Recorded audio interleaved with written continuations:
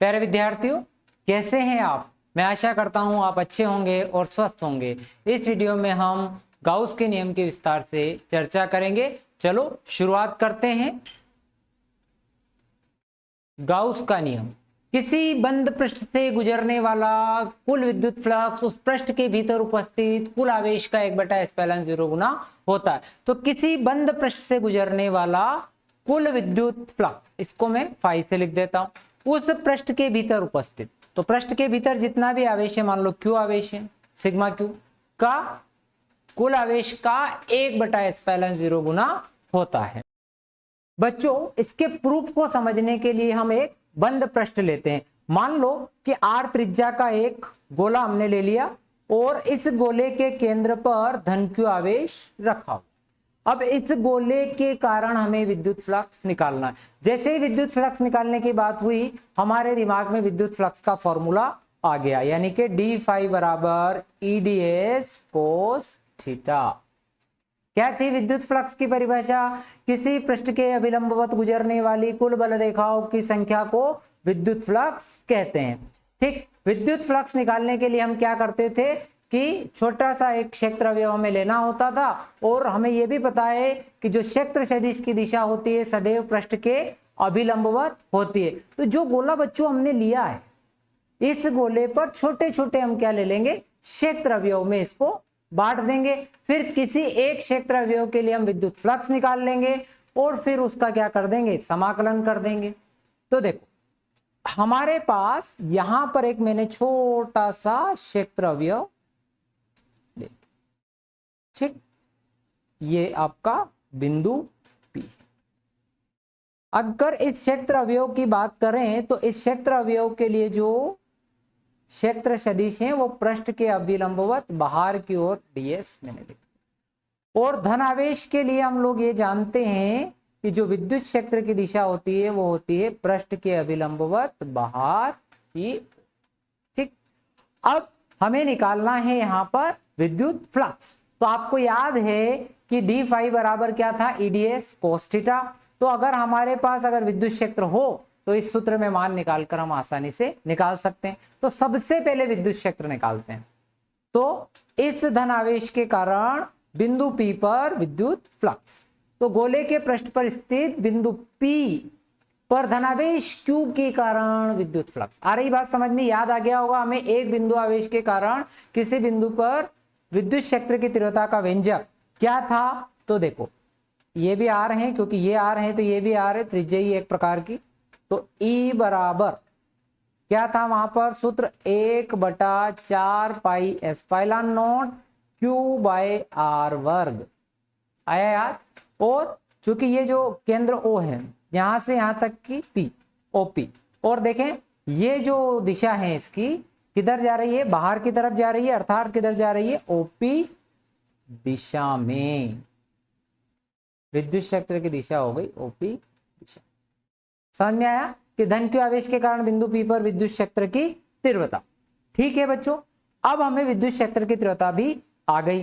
अब हमें निकालना क्या है, विद्युत फ्लक्स। ये जो पृष्ठ ds हम लोगों ने लिया है, इस पृष्ठ ds के कारण हमें क्या निकालना है, इस पृष्ठ ds के कारण हमें निकालना है विद्युत फ्लक्स। तो क्षेत्रफल अवयव ds से गुजरने वाला विद्युत फ्लक्स, और विद्युत फ्लक्स के लिए फॉर्मूला तो हमारे पास डी फाई बराबर या ई डॉट डी एस लिखें या फिर हम लिखें E D S cos theta. प्यारे विद्यार्थियों, एक चीज और समझो कि जो डी एस है और जो ई है, दोनों के बीच का कोण 0 डिग्री।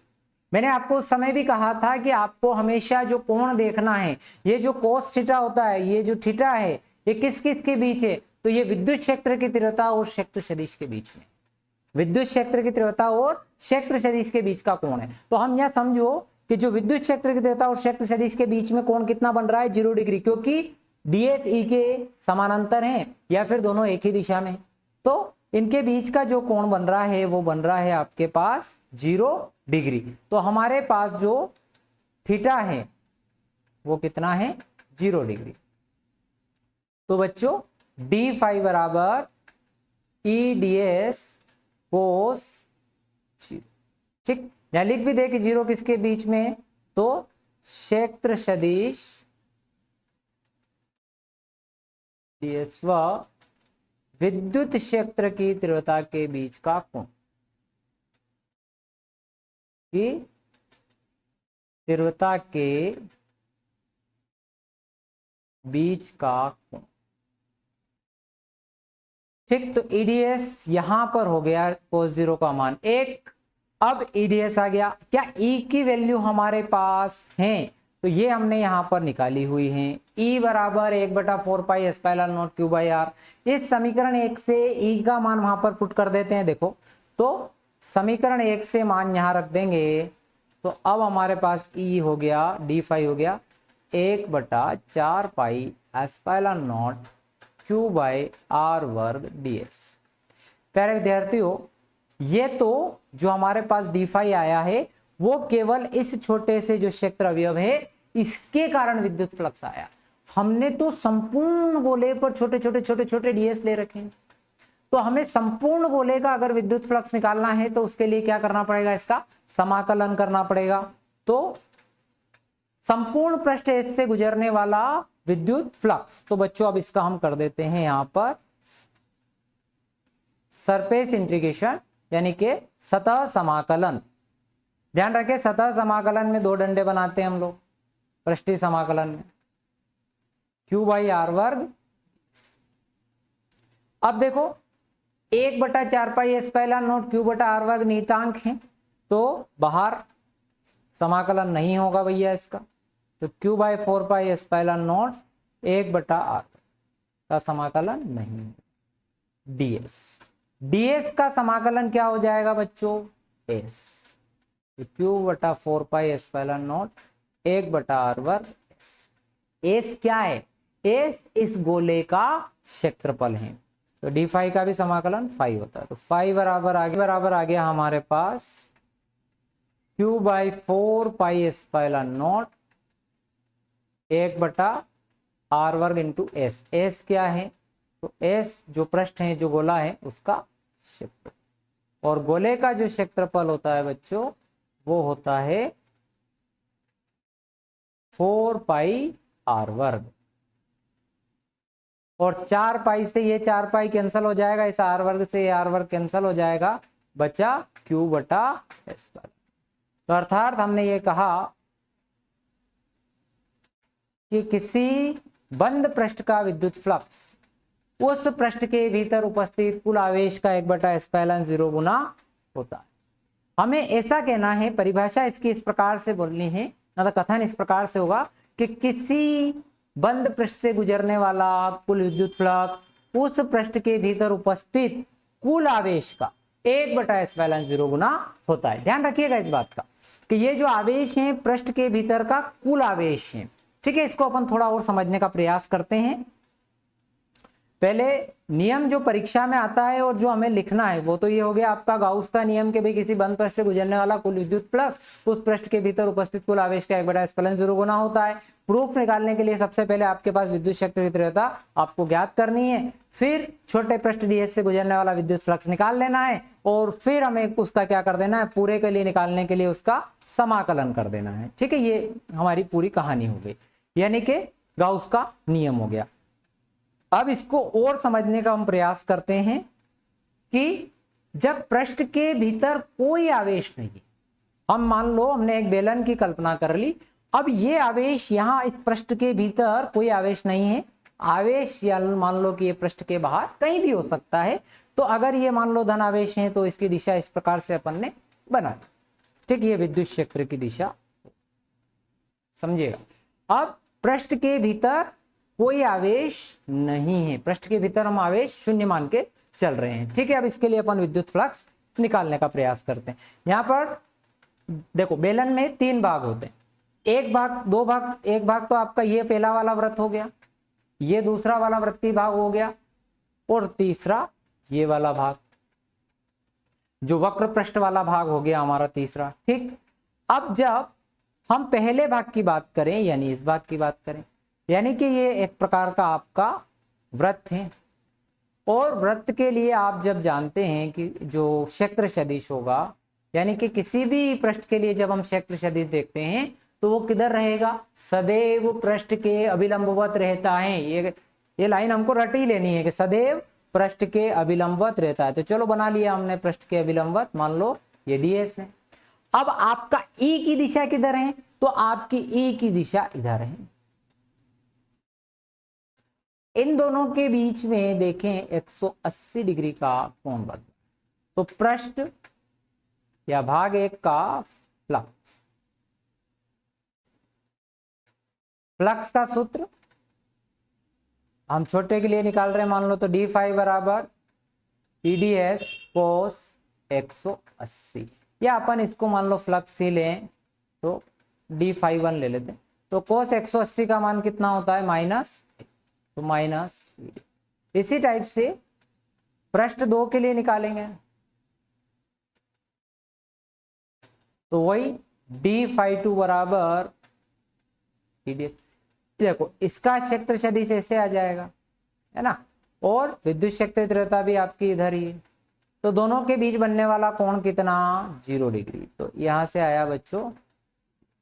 अब पृष्ठ 3 की अगर बात करें तो पृष्ठ 3 का फ्लक्स, अब आप देखिए पृष्ठ 3 के लिए मान लो आपने क्षेत्र अवयव यहां पर ले लिया। अब यहां पर ले लिया तो इसका भी क्षेत्र सदिश ऊपर की तरफ ऐसे जाएगा भैया, यूं, ये हो गया। और विद्युत क्षेत्र तीव्रता की दिशा आपकी इधर है। कोण कितना बन रहा है बच्चों, 90 डिग्री का बन रहा है। तो d फाई 3 बराबर EDS कोस, इसका मान क्या हुआ, 0। आप ES के फॉर्म में भी लिख सकते हैं, मैंने EDS लिया है, तो आप ऐसा भी कर सकते हैं कि फाई 1 बराबर ES कोस 180, तो ES आ जाएगा, ये उससे कोई फर्क नहीं पड़ेगा। तो अब कुल फ्लक्स हमें निकालना है, तो कुल फ्लक्स में आप इन सबको जोड़ लेंगे। तो कुल फ्लक्स हमारे पास मान लो कि फाई बराबर या d फाई बराबर जो भी है, यहाँ क्या आया, माइनस EDS प्लस EDS और 0, तीनों को जोड़ा, इस प्लस EDS से माइनस EDS कैंसल, फ्लक्स 0। यानी कि यहां यह साबित होता है कि अगर पृष्ठ के अंदर कोई आवेश नहीं है तो विद्युत फ्लक्स 0 होगा। अगर किसी बंद पृष्ठ के भीतर कोई आवेश नहीं है तो उसका विद्युत फ्लक्स 0 होगा। बस इस कहानी को बिल्कुल रट के रख लेनी है कि भाई पृष्ठ के भीतर कोई आवेश नहीं तो उसका फ्लक्स 0 होगा। कितना बढ़िया है। इसको मैं थोड़ा सा और बता देता हूं कि मान लो आप सीधे सीधे याद रख सकते हैं, फाई बराबर Q बाई एप्सिलॉन नॉट। तो मुख्य बात Q है आवेश, अगर आवेश ही 0 है भीतर तो फ्लक्स क्या है, 0 होना ही है। तो किसी पृष्ठ के भीतर अगर कोई आवेश उपस्थित नहीं है तो उसका फ्लक्स क्या होगा, 0 होगा। एक बात और आप लोगों के मन में आनी चाहिए, उठनी चाहिए कि अगर किसी का अगर फ्लक्स 0 है तो क्या इस बात का यह अर्थ निकाला जाए कि उस पृष्ठ के भीतर कोई आवेश नहीं है। अभी हम बात कर रहे हैं कि भाई पृष्ठ के भीतर कुल आवेश 0 है, वहां तक तो ठीक है, पर क्या ये कह सकते हैं कि फ्लक्स 0 होने का मतलब उस पृष्ठ के भीतर कोई आवेश नहीं है, बोल सकते हैं क्या ऐसा, ऐसा बोल सकते हैं क्या, सोचो। तो नहीं। मान लो ये पृष्ठ है,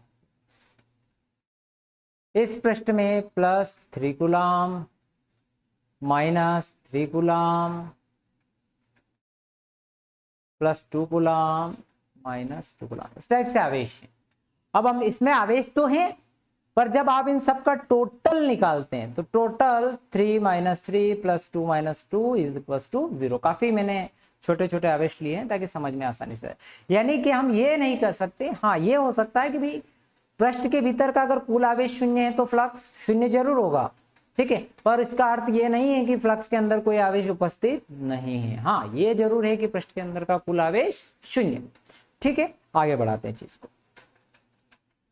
अब कुछ इंपॉर्टेंट फैक्ट पर चर्चा करते हैं, ठीक है। अब सबसे बड़ा फैक्ट, पहला फैक्ट है कि गाउस का नियम किसी भी आकार आकृति के बंद पृष्ठ के लिए सत्य है। तो आकार की बात करें, मान लो हमने अभी एक गोले के लिए निकाला था, r त्रिज्या का एक गोला लिया था, ठीक है। वापस एक काम करते हैं, मान लो ये r त्रिज्या का एक गोला है, ठीक। और इसके लिए जब हमने अभी थोड़ी देर पहले फ्लक्स निकाला तो क्या था, 1/4 पाई एप्सिलॉन नॉट Q/r², और यहाँ लिया था हमने 4πr1 जब सॉल्व किया था, इसका कुल फ्लक्स अपन निकाल रहे थे तब। और इससे कैंसल करने के बाद हमारे पास Q/ε0 आ गया। अब ये दूसरा ले, मान लो इसकी त्रिज्या हमने 2r ले ली, तो अब इसमें भी आप रखोगे इसी प्रकार से, तो यहाँ क्या आ जाएगा, 2r का वर्ग आ जाएगा, 4π, ये 2r का वर्ग, कैंसल करेंगे वापस से Q/ε0 आएगा। यानी कि पहली बात हमारी सिद्ध हो गई कि भाई गाउस का नियम आकार पर तो निर्भर नहीं करता है। गाउस का नियम केवल डिपेंड कर रहा है कि भाई उसके अंदर आवेश कितना है। आकृति पर निर्भर करता है क्या? तो हम ये देखें कि मान लो हमारे पास एक घन है, इस घन के भीतर यहाँ पर जितना भी आवेश, मान लो धन आवेश रखा हो, तो इसके लिए भी आप फ्लक्स निकालोगे तो फाई बराबर Q/ε0। मान लो ये त्रिभुज जैसा है, इसके लिए यहाँ प्लस Q आवेश है, यहाँ निकालोगे फ्लक्स तो फाई बराबर Q/ε0।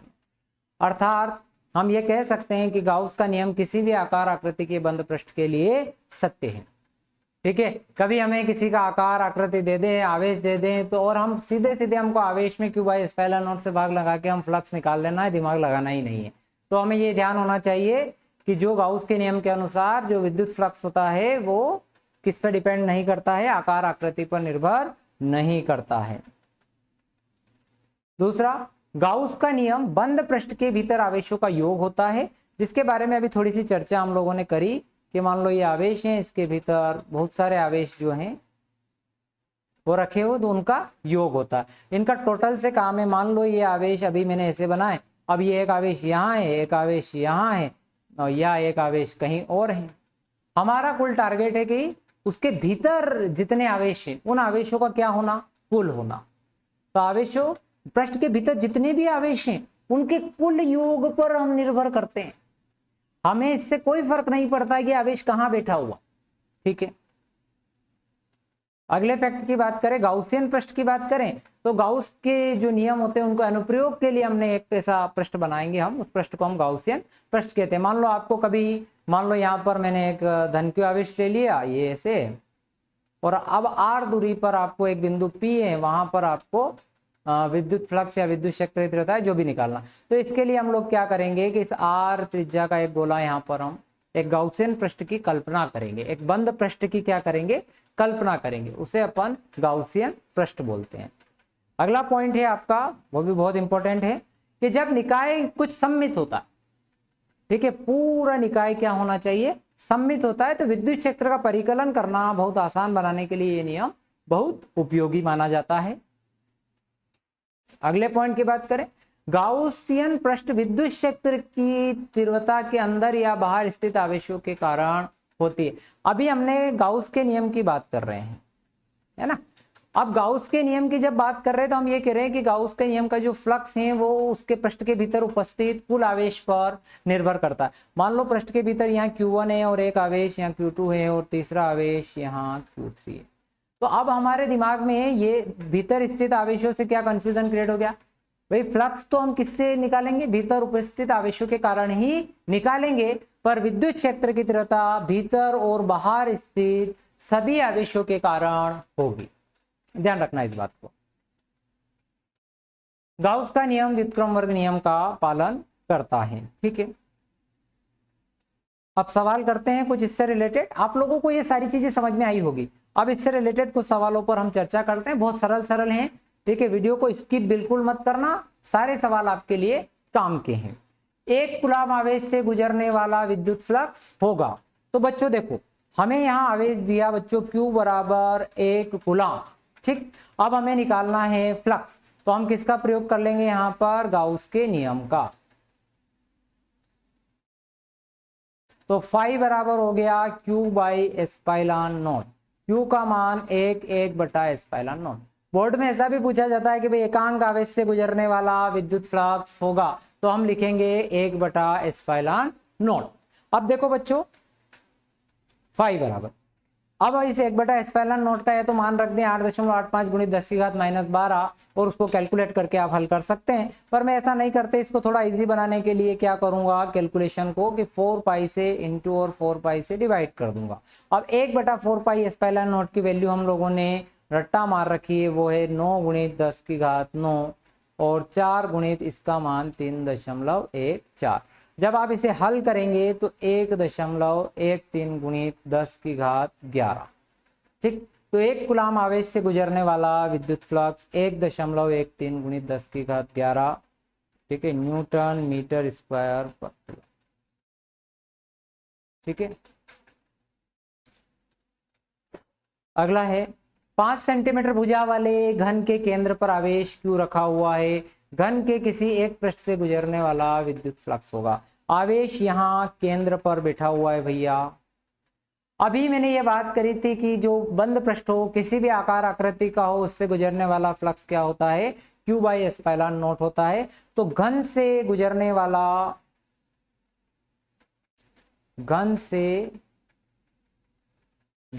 वाला विद्युत फ्लक्स ये बच्चों होगा फाई बराबर Q बाई एप्सिलॉन नॉट। ये तो एक बात हो गई। अब ये हम लोग घन के किसी एक पृष्ठ से, तो मान लो ये वो वाला पृष्ठ है, मान लो इस पृष्ठ से गुजरने वाला विद्युत फ्लक्स हमको चाहिए। घन में कितने पृष्ठ हैं, तो टोटल हम लोगों को पता है कि 6। तो घन के एक पृष्ठ से गुजरने वाला फ्लक्स, प्यारे विद्यार्थियों, सारे पृष्ठों से मिलाकर जो फ्लक्स होता है वो होता है फाई बराबर Q बाई एप्सिलॉन नॉट। पर मुझे केवल एक पृष्ठ का चाहिए। ये तो टोटल 6 जो है पृष्ठ है उनका है, तो एक पृष्ठ का चाहिए, तो इसको क्या करेंगे, 6 से भाग लगा देंगे। तो क्या हो गया, Q बाई 6 एप्सिलॉन नॉट।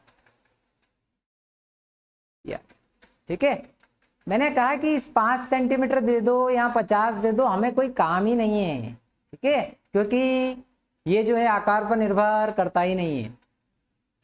देखिए गाउस के नियम में हम ऐसा पढ़ चुके हैं, जो फ्लक्स है उसके आकार आकृति पर निर्भर नहीं करता है। चलो अगला प्रश्न, अर्धगोले का विद्युत फ्लक्स ज्ञात कीजिए। यहाँ ये जो अर्धगोला है, इस अर्धगोले पर यहाँ आपके पास धन Q आवेश है, इसके लिए हमें विद्युत फ्लक्स निकालना है।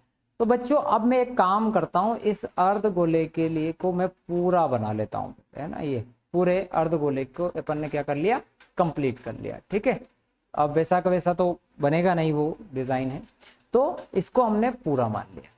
ठीक, अब पूरा अगर माने तो पूरे गोले से जो फ्लक्स होता है वो कितना होता है आपका, वो होता है फाई बराबर Q बटा एप्सिलॉन नॉट।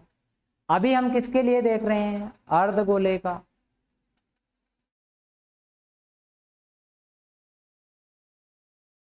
सम्मिति के अनुसार हमने पूरे गोले का क्या हो गया, फाई बराबर Q बाई एप्सिलॉन नॉट। अब हमें तो अर्धगोले का चाहिए, तो क्या करो, 2 से भाग लगा दो, आधे गोले का आ जाएगा भैया, क्या है वहां, कोई रॉकेट साइंस थोड़ी। तो फाई बराबर Q बाई 2 एप्सिलॉन, कितना आसान था। चलो और देखें, एनसीईआरटी का क्वेश्चन है कि चित्र में विद्युत क्षेत्र अवयव जो है Ex बराबर हमारे पास है बच्चों, Ex बराबर है अल्फा x की पावर 1/2 और Ey और Ez बराबर हमारे पास 0 है, जिसमें अल्फा आपको दे रखा है 800 न्यूटन पर कूलम मीटर रेज़ टू 1/2। घन से गुजरने वाला फ्लक्स और घन के भीतर आवेश का हमें परिकलन करना है, और उसमें ए जो भुजा है 0.1 मीटर आपको दे रखी है। सबसे पहले अब इसको समझने का प्रयास करें, विद्युत क्षेत्र की बात कर लेते हैं। अब आप ये देखें कि y और z अक्ष का विद्युत क्षेत्र तो 0 है, यानी कि इधर चलेंगे तो भी विद्युत क्षेत्र आपका 0 है, और इधर चलेंगे z की तरफ तो भी आपका विद्युत फ्लक्स 0 है। ठीक, अब जो आपका टोटल विद्युत फ्लक्स है वो सब किधर है, x अक्ष के अनुदिश। ये तो क्लियर हो गया। चल अब यहां हमें यह पता पड़ गया कि भाई x अक्ष के अनुदिश हमारा विद्युत फ्लक्स, ये हम जान गए। अब हम देखो इसमें 2 भाग बच रहे हैं, ये दोनों जो शेडेड भाग है, एक ये वाला और एक ये वाला, यानी कि एक तो लेफ्ट साइड वाला और एक राइट साइड वाला। तो पहले लेफ्ट साइड के लिए हम लोग विद्युत क्षेत्र की तीव्रता निकाल लें। EL क्या है, तो लेफ्ट यानी कि बाएं तो बाएं भाग का क्या आ जाएगा, विद्युत, बाएं भाग का विद्युत क्षेत्र। तो विद्युत क्षेत्र देता है EL बराबर हमें जो दे रखा है वो दे रखा है अल्फा x की पावर 1/2। तो अल्फा बच्चों, अब ये यहां देखो ये दूरी कितनी है बच्चों, तो यहां आ जाएगा अल्फा a की घात 1/2। इसी प्रकार से आप लेफ्ट हैंड के लिए भी, राइट हैंड के लिए भी निकालेंगे तो अल्फा x की घात 1/2 है। अब ये वाली दूरी जो है यहां से a तो ये हो गई, और ये वाली जो दूरी है वो क्या हो जाएगी, a और हो जाएगी, तो क्या हो जाएगा अल्फा 2a की पावर हो गया हमारे पास 1/2। ठीक, अब ये तो आ गया हमारे पास विद्युत क्षेत्र। अब हमें तो चाहिए फ्लक्स। फ्लक्स निकालने का तरीका हमें पता क्या होता है, तो ES cos थीटा से हम लोग निकालेंगे। तो सबसे पहले FL निकाल लेते, फाई एल, सॉरी FL नहीं, फाई एल। तो ये होगा आपका, देखो EL into S, del S लिख दो या S लिख दो, तो EL इंटू, अब यहां अपन देखें तो EL del S cos theta. अब देखो ध्यान से ये देखेंगे कि जो क्षेत्र अवयव यानी क्षेत्र सदिश की दिशा तो इधर है और विद्युत क्षेत्र की दिशा इधर है, दोनों के बीच बनने वाला कोण कितना है 180 डिग्री। तो यहां मैंने रखा 180 डिग्री। 180 का मान रखते हैं से क्या हो जाएगा, ये माइनस EL डेल S। अब डेल S क्या है, क्षेत्रफल है, और इस पृष्ठ का ये एक प्रकार का स्क्वायर है, वर्ग है, तो वर्ग का क्षेत्रफल हो गया a वर्ग। चलो ठीक, अब फाई आर भी इसी प्रकार से निकलेंगे, तो EL डेल S कोस। अब देखो बच्चों, यहां इस पृष्ठ का क्षेत्र सदिश ये रहा और विद्युत क्षेत्र की दिशा भी इधर, तो दोनों के बीच बनने वाला कोण 0 0 यानी कि 1, cos 0 का मान कितना हो गया 1, तो यहां हो गया बच्चों ER, और इसका क्षेत्रफल क्या हो जाएगा a वर्ग, वही घन जो वर्ग का क्षेत्रफल a वर्ग। तो हमारे पास हमने दोनों के लिए क्या निकाला, फ्लक्स निकाला, किसके लिए, लेफ्ट हैंड साइड और राइट हैंड साइड। तो अब एक काम करते हैं भैया, हम कुल फ्लक्स निकाल लेते हैं। तो कुल फ्लक्स हो गया फाई एल बराबर माइनस EL a वर्ग प्लस ER। ठीक, यहां से a वर्ग हम लोग कॉमन निकाल लें, तो माइनस EL प्लस ER। ठीक है, यहां तक तो हो गया। अब हमारे पास इनकी सबकी वैल्यू क्या अवेलेबल है, तो हाँ बिल्कुल है। देखो EL की वैल्यू हमने यहाँ निकाल रखी है अल्फा a की पावर 1/2, और ER की भी निकाल रखी है अल्फा 2a की पावर 1/2। इसको थोड़ा और ऐसे लिख लें कि भाई अल्फा, इसको मैं √2a की पावर 1/2।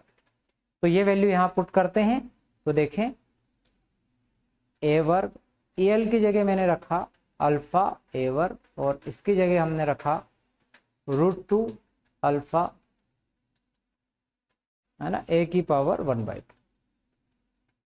और ये यहाँ वर्ग नहीं 1/2 है ना, ठीक, की पावर 1/2। अब एक काम करो, a वर्ग तो ऐसा ही है और a की पावर 1/2 और अल्फा भी हमें कॉमन निकाल लो, तो अंदर बचा √2 माइनस 1। अल्फा की वैल्यू क्या है हमारे पास, ये दे रखी है अपने को 800, तो इस अल्फा की जगह हमारे पास आ गया 800। a की वैल्यू 0.1 है, तो इसका स्क्वायर इनटू इस a की वैल्यू भी हमारे पास 0.1 की पावर 1/2, √2 की वैल्यू 1.414 माइनस 1, 800। अब इसकी जो है 10 की पावर -1, इसको सिंप्लीफिकेशन में ऐसा लिख देता हूँ। √2 की वैल्यू होती है √1 की, सॉरी 316, 0.316, यहाँ से आया 0.4414। अब देखो बच्चों, अब इसको गायब कर दो तो यहाँ से 8 आ जाएगा, अब 0.316 इंटू 0.414, इन सब का अगर आप मल्टीप्लाई कर दें, केवल कुछ भी नहीं करना, मल्टीप्लाई गुणा करना बाकी है, गुणा कर दोगे तो ये 1.05 के लगभग इसका फ्लक्स आ जाएगा। ये तो एक आसान सी तरीका था, अपन ने निकाल लिया बहुत आसान तरीके से। अब हमें इसके लिए एक प्रश्न और है इसमें कि घन के भीतर आवेश का परिकलन करना है। तो जब आपको आवेश निकालना है तो अब हमें क्या लगाना पड़ेगा इसमें, गाउस का नियम। तो गाउस के नियम से तो फाई बराबर क्यू बाई एस्पाइलन नोट होता है। तो क्यू बराबर फाई एस्पाइलन नोट। देखो वीडियो लंबा हो रहा है, इससे घबराना नहीं है ना, समझ में आना चाहिए। तो फ्लक्स क्या है 1.05 और इसका मान मैंने यहां रख दिया 8.85 गुणित 10 की घात माइनस। इसको मैंने कैलकुलेट कर रखा है पहले से, है ना, मल्टीप्लाई कर रखा है। तो 9.27 10 की पावर -12 ये हो जाएगा न्यूटन मीटर, सॉरी ये तो आवेश है तो इकाई क्या होगी, कूलम। ठीक, सिंपल सा था, हमने गाउस के नियम से आवेश भी निकाले। एक और एनसीईआरटी का क्वेश्चन है आपका, एग्जांपल ही है ये वाला, ठीक, कि कोई विद्युत क्षेत्र धनात्मक x के लिए और धनात्मक x दिशा में एक समान है उसी परिणाम के साथ, परंतु ऋणात्मक x में ऋणात्मक x दिशा में भी एक समान। मतलब ये कहा गया कि धनात्मक x दिशा में और ऋणात्मक दिशा में उनका जो परिमाण है वो समान है विद्युत क्षेत्र का, और दिशा तो अलग अलग हो ही गई। तो अगर हम बात कर रहे हैं जैसे कि ये धनात्मक वाली दिशा में इसने अपन को दिया E बराबर 200 IK और x ग्रेटर देन 0, और ऋणात्मक वाली में -200 I न्यूटन पर कूलम, जबकि x लेस देन 0। 20 सेंटीमीटर लंबे और 5 सेंटीमीटर त्रिज्या के दो लंब वृत्तीय सिलेंडर के केंद्र मूल बिंदु पर हैं।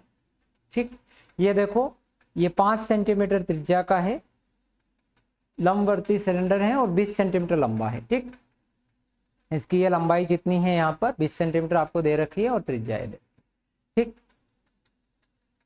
अब फिर बता रहा है कि मूल बिंदु था एक अक्ष इस प्रकार है कि इसका एक फलक चित्र में दर्शाए अनुसार x बराबर +10 सेंटीमीटर, है ना, इधर 10 सेंटीमीटर प्लस और इधर 10 सेंटीमीटर माइनस।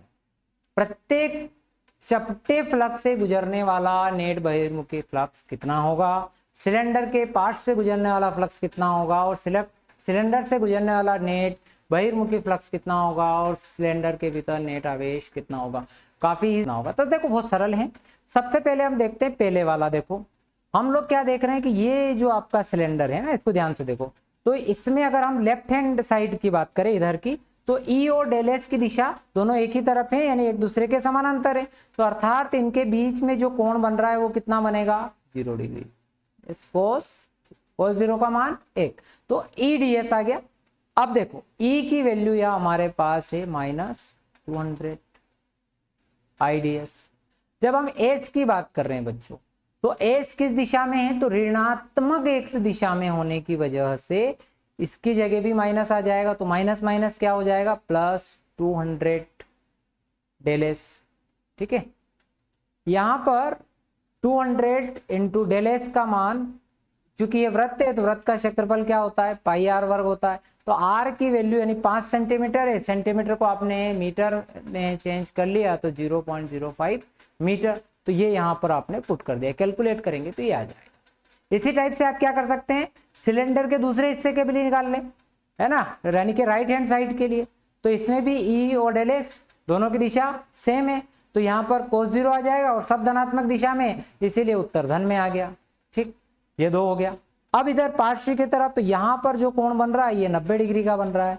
तो आप जब यहाँ लिखते हैं कि E डेल एस cos 90, तो cos 90 का मान क्या होता है 0 होता है।